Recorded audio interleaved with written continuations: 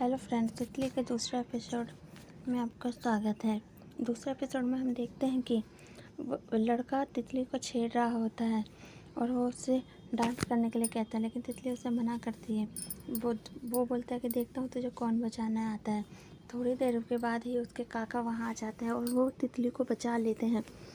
और लेकिन वो घर तितली ले जाते हैं, लेकिन उससे बोलते हैं कि तुम वहाँ उस लड़के के साथ क्या कर रही थी। उसे बहुत डांटते हैं और बोलते हैं कि जब तुम अपने भाई के साथ गई थी तो अपने भाई के साथ ही आना चाहिए था। उसकी दादी कहती है कि इसका ज़रूर उस लड़के के साथ कोई चक्कर चल रहा होगा, तभी ये उसके साथ थी। तब वो तितली बोलती है कि ऐसा कुछ भी नहीं है और वो लड़का उसे परेशान कर रहा था। तब उसकी दादी उससे कहती है कि इस लड़की ने हमें बहुत परेशान कर रखा है। वो तितली उससे कहता है कि आज उसके मम्मी पापा की वेडिंग एनिवर्सरी है, इसलिए वह जल्दी आ गई। और उसके बाद उसके काका गुस्से में आके उसकी की गई सजावट को पूरा बर्बाद कर देते हैं। वो उसकी माँ बाप की फ़ोटो फाड़ने ही वाले होते हैं कि तितली उन्हें रोक लेती है। और उसके काका तितली की काकी से कहते हैं कि तुमने ही इसे बोल बोल के बिगाड़ रखा है, इसके माँ बाप के बारे में बोल बोल के। तब उसकी दादी बोलते हैं कि इसका ब्याह करा दो, लेकिन तब हमें इससे छुटकारा मिलेगा। तब उसकी काकी उसे अकेले में जाके समझा दें, क्योंकि तितली रो रही होती है। उसकी काकी तितली से बोलती है कि अगर सही जीवन के साथी के साथ शादी हो जाए तो इससे अच्छी बात कुछ भी नहीं है। भले ही पूरी दुनिया उसका साथ दे या ना दे, लेकिन उसका जीवन साथी उसका साथ ज़रूर ही देगा। तब उसका भाई उसके लिए केक लेकर आता है, जो कि उसकी काकी ने तैयार किया होता है। तब वो बोलते हैं कि काकी ये केक आपने बनाया? उसने बोला हाँ मैंने ही बनाया है।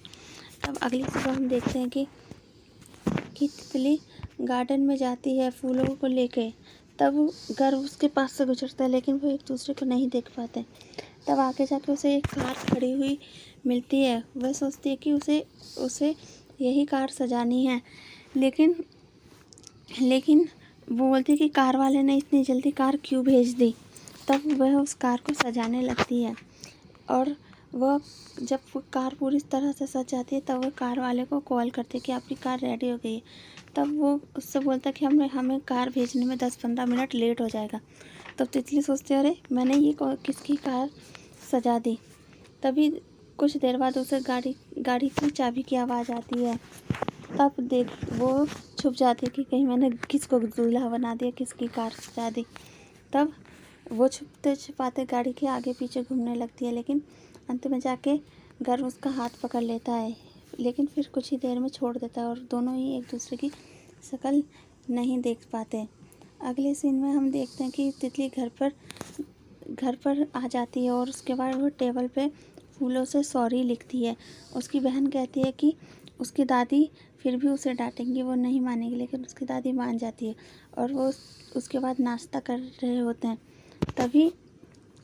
तभी उसके घर पर राहुल और उसकी मम्मी आ जाती है। राहुल वही लड़का है जिसने तितली को गिरने से बचाया था शादी में। वे उसके घर रिश्ता लाए होते हैं। उसकी दादी बोलती कि मैंने ही इन्हें बुलाया है। तो राहुल की माँ बोलती है कि कल मैंने राहुल और तितली को देख लिया था, मुझे तो तितली पहली नज़र में ही पसंद आ गई। ये कहकर दोनों एक दूसरे से बात करने के लिए चले जाते हैं। तब तितली देखती है कि वो राहुल किसी और से बात कर रहा होता है। बोलता है कि डार्लिंग कह के ऐसे बोल रहा होता है।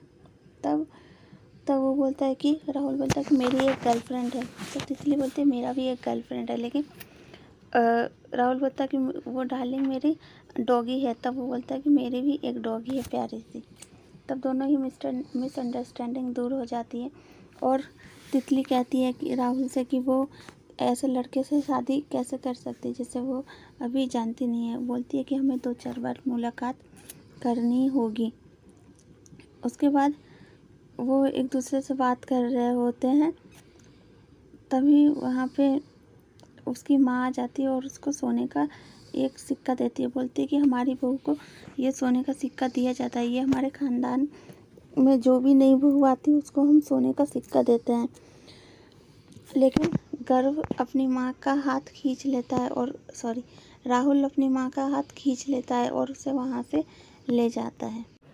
यहाँ पर जब तितली की बहन ऑफिस जाती है तो हम देखते हैं कि जो गर्व है वो तितली की बहन का बॉस है और वो किसी से बात करते हुए ये बोलती है कि आज सर सजी हुई गाड़ी में क्यों आ रहे हैं, लगता है।